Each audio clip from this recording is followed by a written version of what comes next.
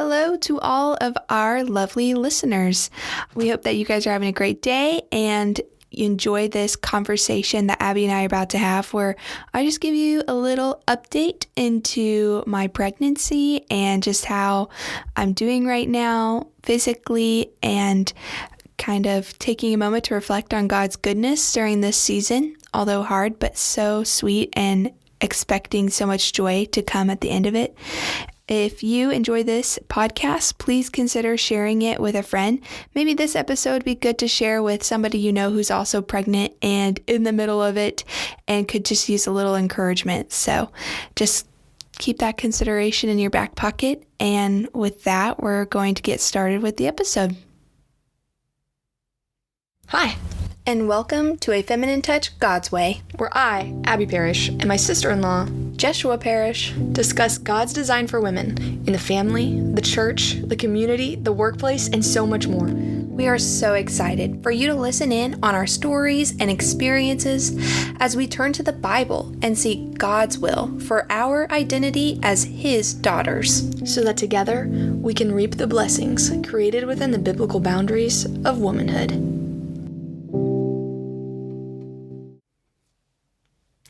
Hey, Abby. Hey, Jay. I'm excited about our conversation today. Me too. I think it's going to be like one of those conversations, just kind of get comfy, sit on the couch, and I don't know, just sharing a little bit about, I guess, more of what I'm going through and who I am as a person. So I hope that puts our listeners at ease, that we're not totally crazy, random, fake people. Yeah, and I think also it's an intimate conversation as well, just because it's about what very personally is going on in your own life. Yeah, that's true. Before we get started, I want to just open with reading from Psalm 139. So I'm reading starting at 13, verse 13. It says, "For you formed my inward parts. You knitted me together in my mother's womb. I praise you, for I am fearfully and wonderfully made. Wonderful are your works. My soul knows it very well. My frame was not hidden from you when I was being made in secret, intricately woven in the depths of the earth. Your eyes saw my unformed substance. In your book were written every one of them, the days that were formed for me. Then, yet, as there was none of them." This is the word of the Lord. And I just wanted to open with that because anytime someone's pregnant, I think of those verses, specifically the ones that are the famous ones of "You knit me together in my mother's womb, and your eyes saw my unformed substance." And I'm just reminded that whenever the Lord blesses somebody with a child, a family with a child, that He is the one who does the blessing of that. And He is the one who has the plans for that baby. Even though I know the mom and the dad have plans and they're meant to steward that kid, the Lord is the one ultimately who has given you this gift.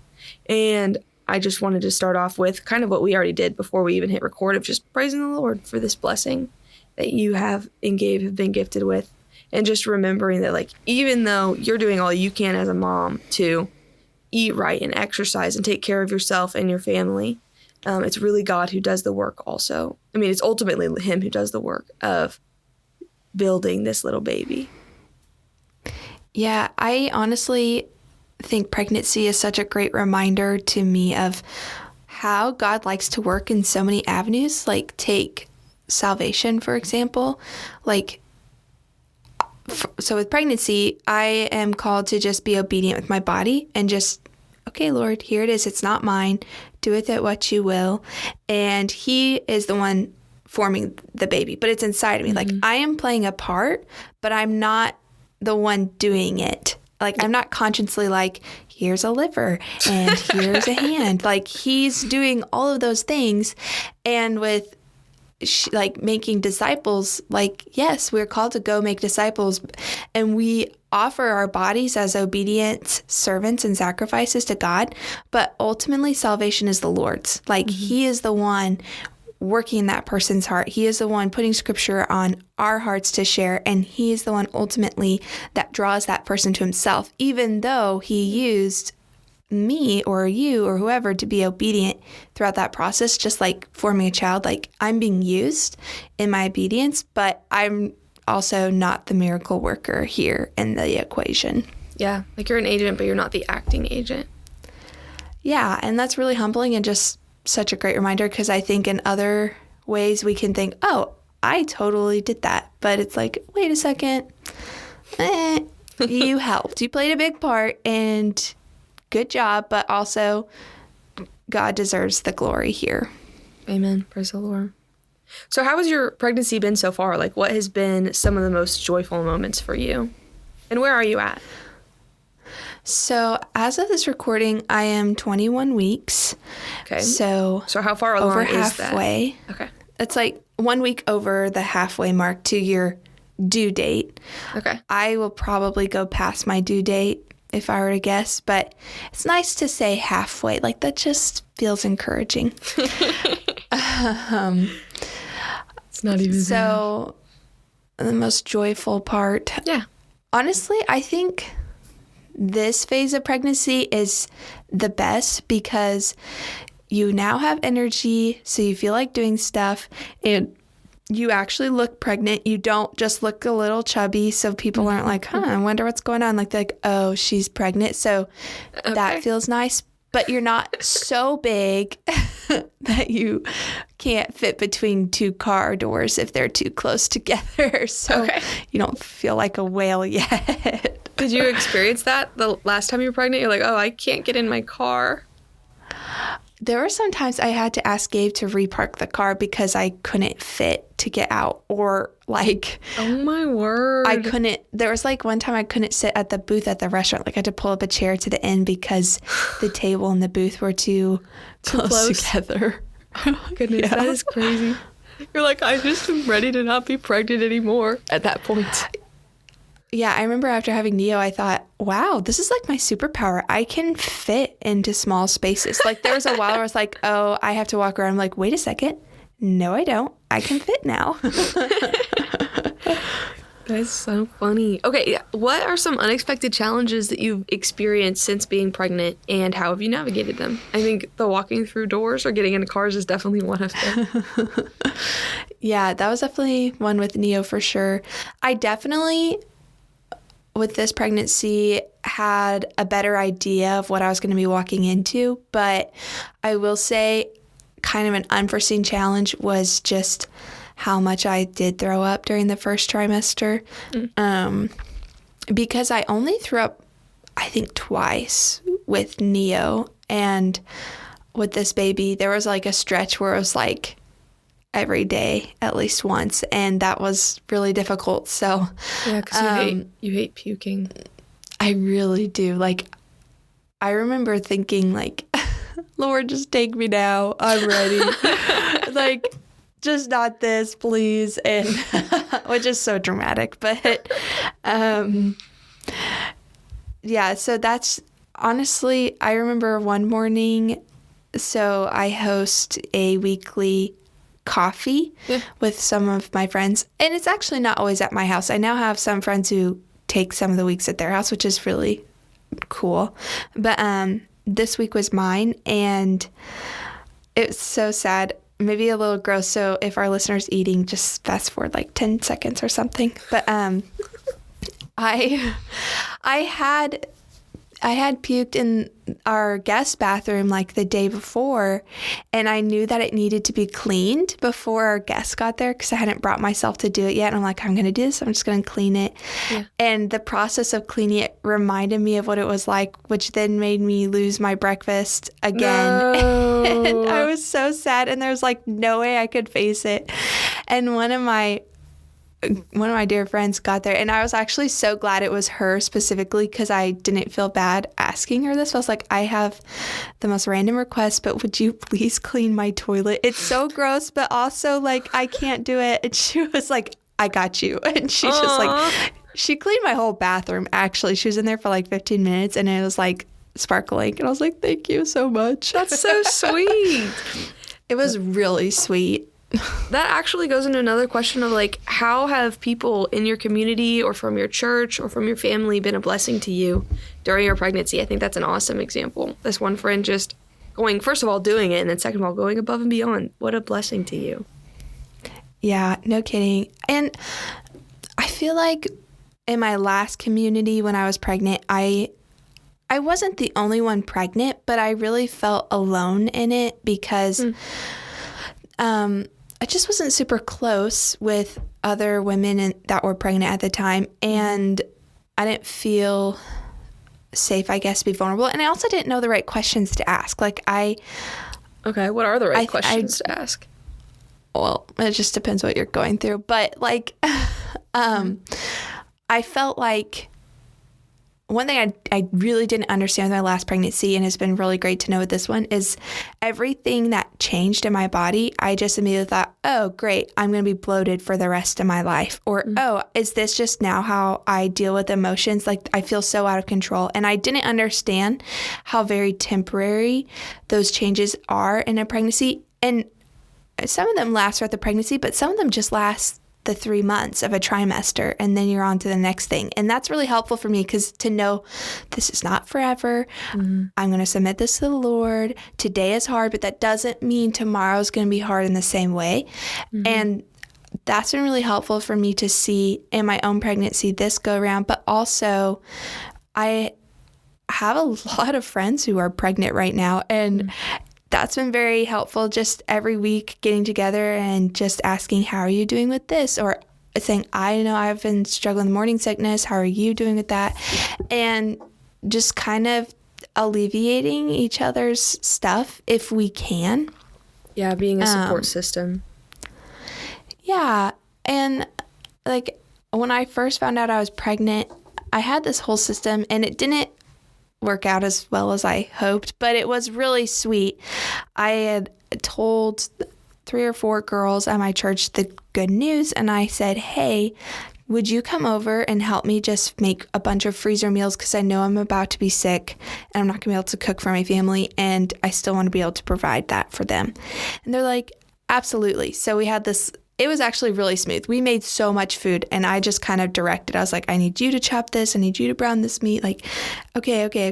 Yeah. And unfortunately, I did not anticipate all of those foods being the foods that made me feel sick. So they're still in my freezer, actually. I can't even open my freezer. It makes me feel gross. Oh, that's awful. Which is just funny. That's when you just serve them for your family and you just eat cereal or something? Yeah. What has been making you feel sick? Okay, there's a lot less now, but there are certain foods, like I still can't bring myself to think very long about Thai food, like, and I usually love that, but not right now. Honestly, just everything in my freezer. Like, there's like this weird southern sweet potato dish, and I'm like, I don't want to gag on the microphone. Maybe we should. Fair enough. We should ask a different question. Fair enough. Well, I kind of do want to ask, what are some good questions to ask people when they're pregnant? Like you said, you didn't know the right questions to ask. I'm curious what you wish you would have asked. Okay, I see what you're saying now. I just tend to ask if they're early on in their pregnancy. I ask if they are doing okay with morning sickness. I have offered, but I do find that it's very rare that somebody takes you up on this. Like, I think you have to have a good relationship with that woman for her to feel comfortable to accept, which is, hey, like, can I just come over and pick up a little bit for you? Or if they have kids already, like, could I just come over and watch your kiddo while you shower, or just take a moment, just giving them that reprieve, I think, can be a huge blessing. And they might not take you up on it, and that's okay. But even just knowing that you care in that way, I think goes a long way. Obviously, like, how can I be praying for you? Another one is, and I get asked this a lot, and I don't know if it's just because of the community I'm in or if this is just a universal question, but do you like your provider? Who is she? Why do you like her? And there's a whole conversation to be had of the trust that you've built with your provider. Like your healthcare provider, you mean? Like your doctor? Yeah, because your OB, because that plays such a huge role in how smooth your pregnancy goes, because that person is either somebody you're railing against and trying to advocate your own thoughts and feelings to, or it's somebody who's coming alongside you and working with you. And I noticed that if your OB just has a different worldview, the woman that's pregnant often can really struggle with that. So it's unfortunate, but it's really common, and it's a really common conversation that pregnant women have. So how did you find a good doctor then for yourself, for you and your family? How did you and Gabe do that? I was actually limited to one option. So, okay. Right. So unlike Texas, Georgia is not a super VBAC home birth friendly state. They actually really frown upon it. And there's only one. And remind me what a VBAC is in town. Oh, that's fair. So with my last pregnancy, I had an emergency C-section, and I want to have the second baby vaginally, but there are higher risks at play because I had a C-section with my last pregnancy. Right. So there's only one person in town that will, like one building, like it's like a team, but it's only one that is willing to even consider doing that. And if they weren't here, I would have to drive to Atlanta, which is pretty far. So I was like, well, Lord, this is the one that you have for me, because this is really important, and I'm just going to trust you with that. So eliminates that decision. What about in your first pregnancy, though? Were there ways that you kind of, like, did the research and found out who you wanted? Because I know you guys really liked who you had in Texas. I remember you talking about them and how they would sing to you whenever you'd come into for checkups and stuff like that. That was actually our pediatrician that would sing to us. Okay. Yeah, and he was awesome, and he was really cool. But my OB, I did like a lot in Texas. She was a midwife. And honestly, I just kind of stumbled upon her. I looked at, I found, I had called this hospital and I got on their waiting list, and the waiting list was so long that I would have been well into my second trimester before they even saw me. So I just called another place. Yeah. Yeah, everybody was so full. And they were People a little having bit babies sooner. all over the place, just popping them out. Yeah. So I called a different location, and I had checked on Facebook. Like, that's actually how I settled on her. I had looked up this hospital's, all their OB providers on their social media page, and I discovered one of the doctors was gay, and I was like, well, clearly we don't share a worldview there. Yeah. And one of them, nothing seemed wrong with them, but I was like, I don't know. But the one I ended up choosing, it was pretty clear that she had a passion for what she was doing, and she loved kids. Like, she herself had several kids, and I just wanted somebody who shared that interest. So I ended up choosing her. Be like-minded with you, even if they weren't believers, but like-minded in the fact that there's a love of children there. Yeah. Yeah. They're not going to call them a fetus or something. They're going to say, this is your baby. Just little stuff. Right. Yeah. So it was really good. How has your relationship with the Lord been playing a role in this pregnancy?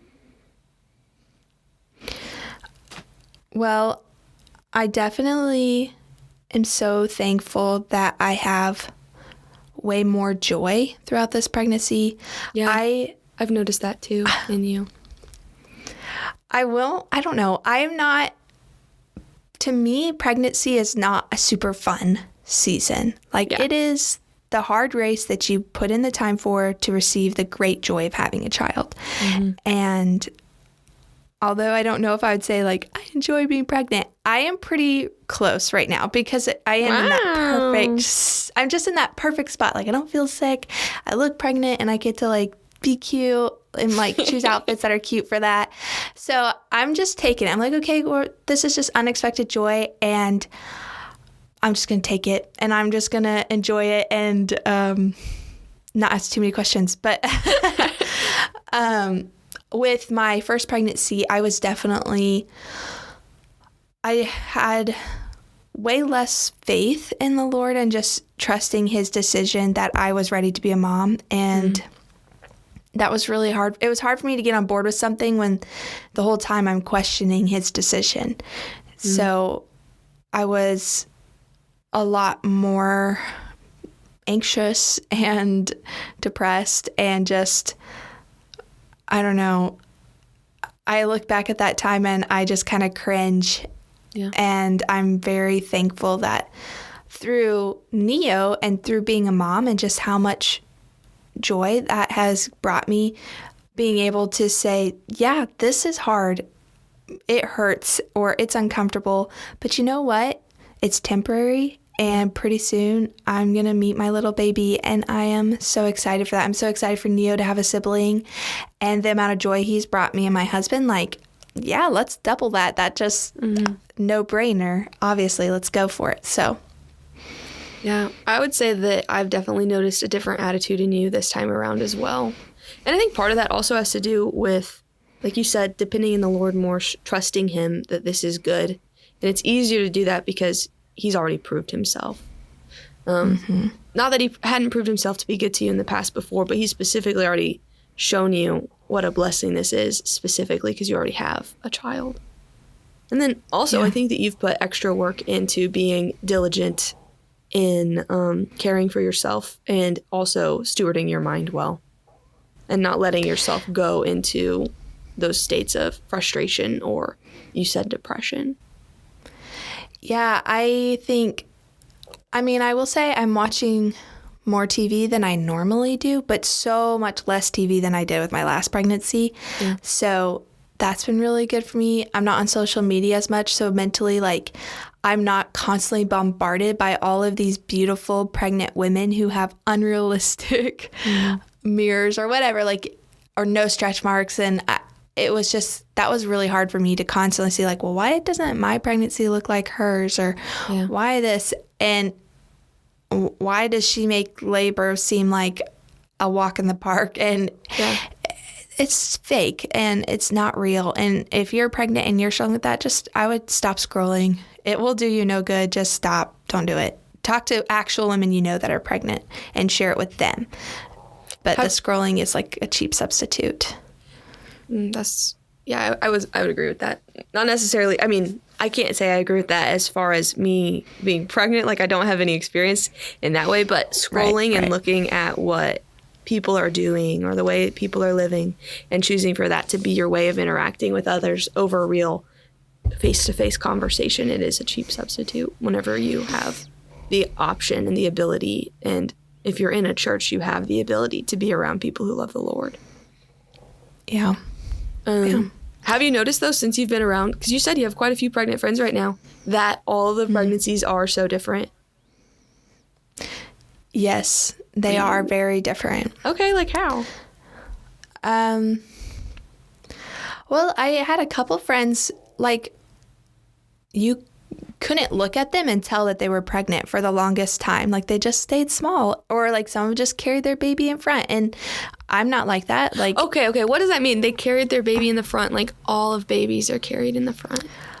Okay, I see what you're saying. So, like, I have one friend, like, if you were standing behind her, you would never guess she's pregnant, but she turns and you're like, oh, she's definitely pregnant. Like, it's just in her belly. Like, it's not in her face. It's not in her legs or arms. Like, the only thing that really changed was her belly. And her belly's just sticking straight out. Like, you can't, okay. Yeah, it's just out there. And it's cute. And, like, it'd be nice to carry a baby like that, but that's just not the way the Lord made me.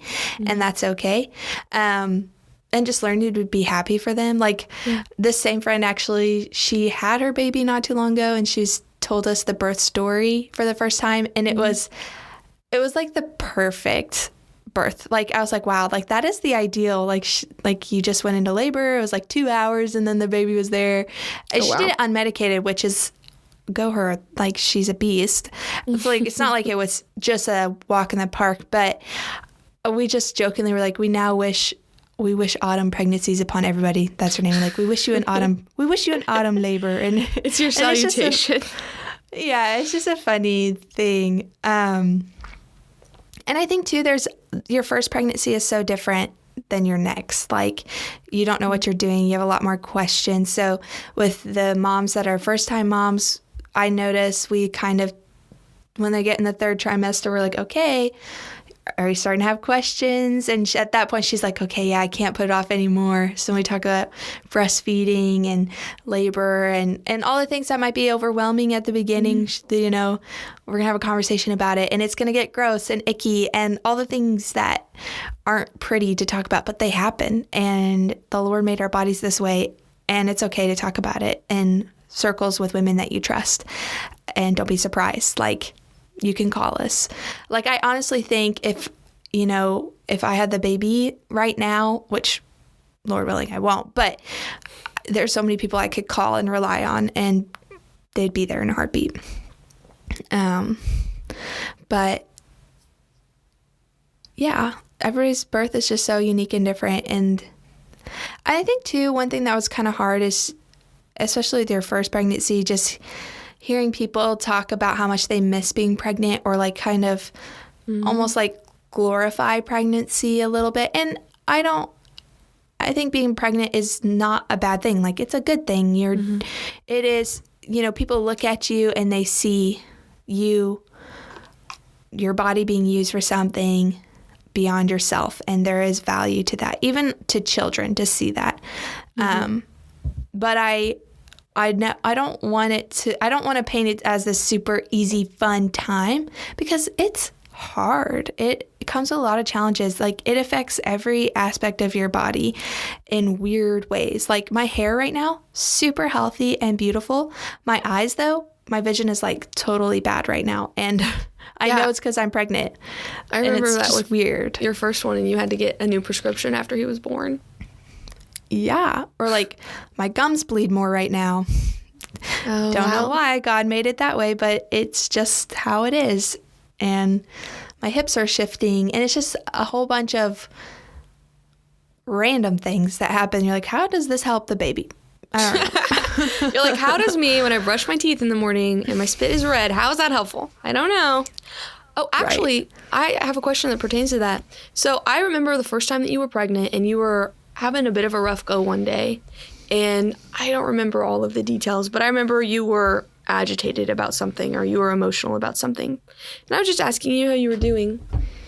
And you basically said, honestly, Abby, I'm not doing very well today, but I am still going to be thankful for today, because the Lord is using days like today, whenever I just don't have control over my emotions, to give me compassion for my son and any children that come after him. Could you maybe unpack that a little bit? Do you remember that conversation? Yeah, I do remember that. That was with Neo. It was just really frustrating to feel like I don't want to cry, but I know I'm going to cry. And I'm not only going to cry, I'm going to ugly cry. And it's embarrassing.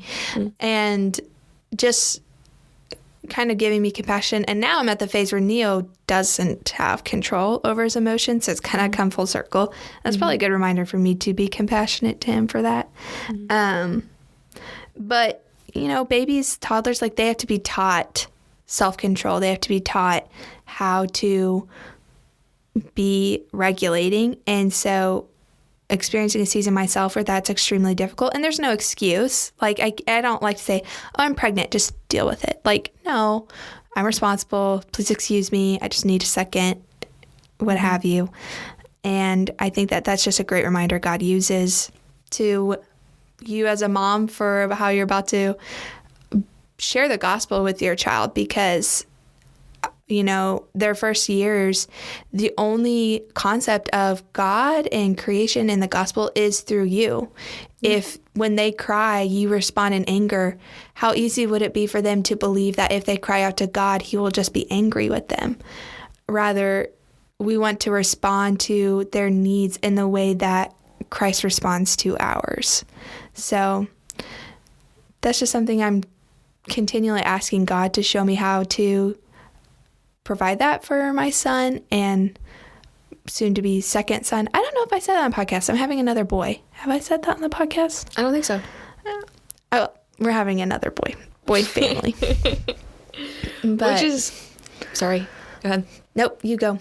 I was going to talk also about the fact just that you're having a boy. I think that's crazy because I remember whenever we were in college, you told me adamantly often that you were not having sons.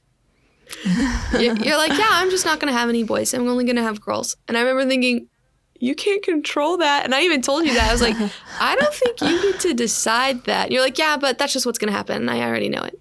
Like, I can't be a mom of sons. And now that's what you have two of them. And I just think it's so funny that the Lord is basically said, well, you can make your plans, you can chart your path, but the way of Jeshua is actually in his hands and not your own. Yeah, I mean, having only sisters growing up and now having boys, it's just so funny to watch Neo play with kids. Like, wow, you are definitely a boy. You are a boy. And I love that. But have there been other things in your pregnancy journey that you're like, okay, I'm going to plan it and it's going to go this way. We're going to go from A to B to C. And it's actually not been that way. And the Lord had different plans.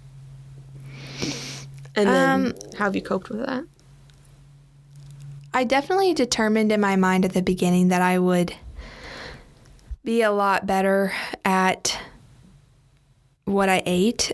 Mm. And so this is a hard one for me because on one hand, I'm eating so much better than I did with my first pregnancy. Like, I don't weigh as much as I did at this point in my last pregnancy. And I think that's healthy. Like, yes, you gain weight when you get pregnant, but I think that I gained an unhealthy amount of weight because I wasn't very active. I wasn't going on walks. I wasn't working out. And I was eating literally whatever I wanted. Like with Neo, there were a couple nights Gabe rolled over and it was 2 a.m. and guess what I was eating? A bowl of Lucky Charms with sugar added. Like, I'm embarrassed, but I literally just like, I was just not in a good headspace and I just, whatever I wanted, I ate it. And not the best method. And so I say that to say I'm doing a lot better, but I'm still not where I would like to be. So I really I didn't want to eat any unhealthy oils with this pregnancy, and I didn't want to eat refined sugar. And I haven't met those goals perfectly, especially when the holidays hit. That was really hard for me because it's like you're trying this goal when the cravings are the hardest. So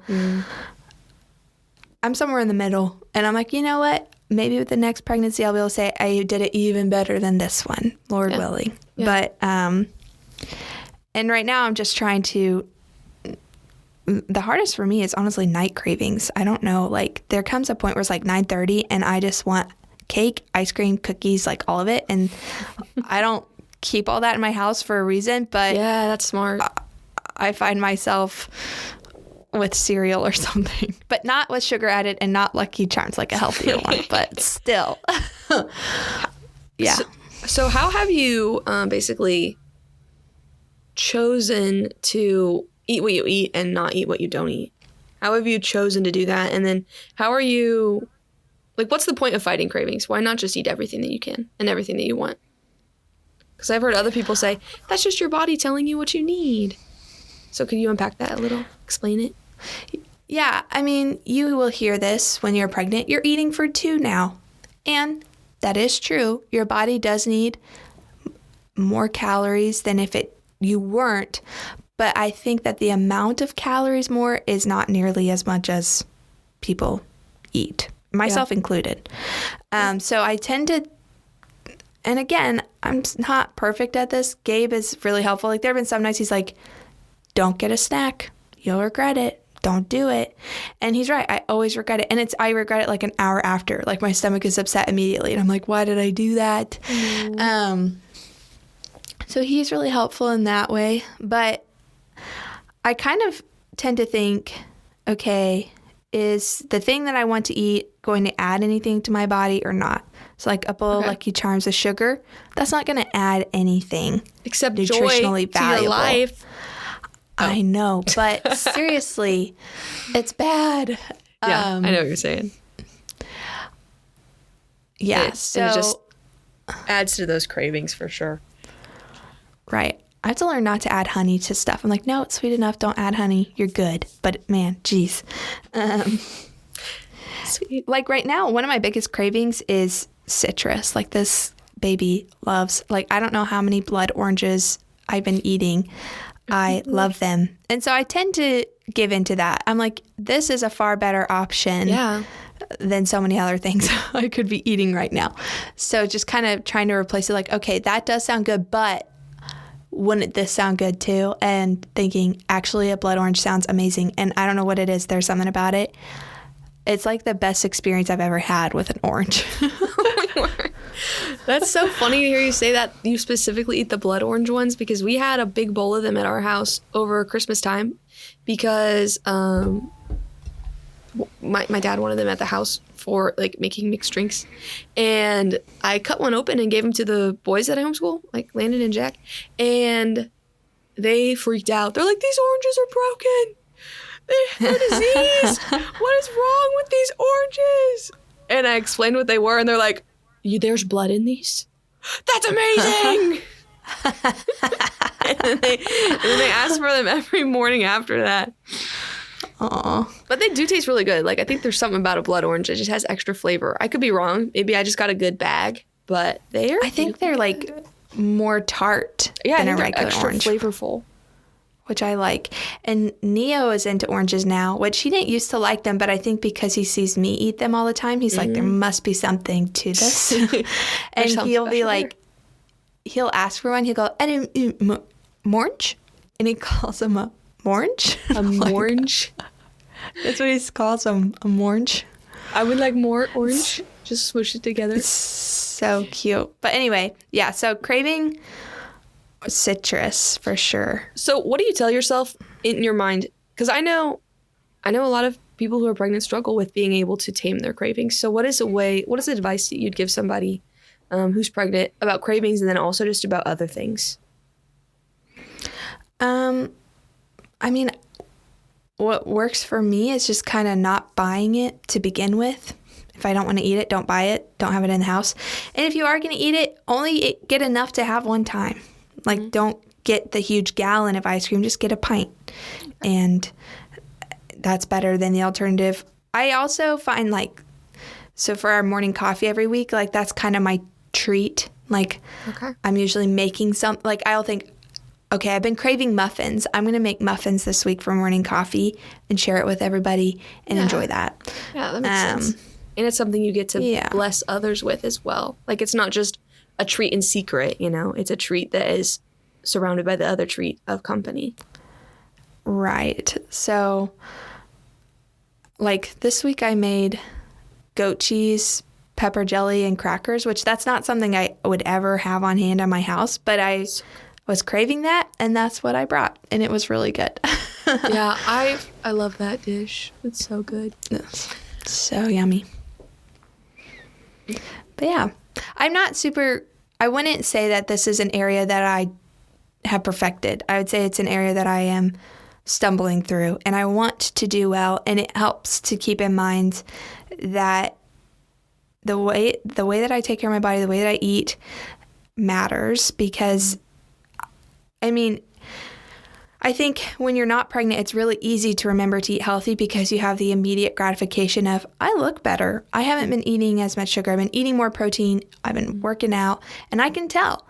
Yeah. And when you're pregnant, that's not necessarily the case. Like, I have been working out, and that's also a change with this pregnancy.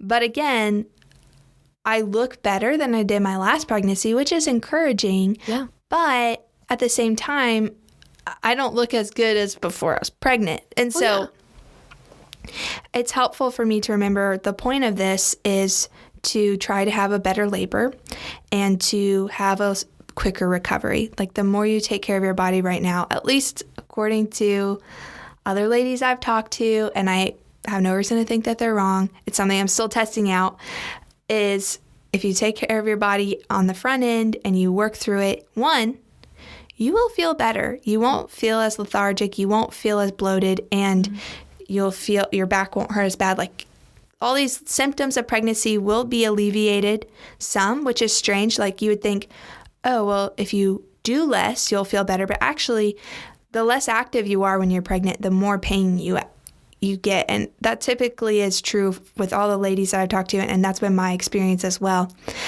And if you eat better, you feel better. You have less brain fog, and you feel more energy. Your stomach's not upset. So all those little symptoms that get so annoying with pregnancy are kind of turned down if you eat better and you are active.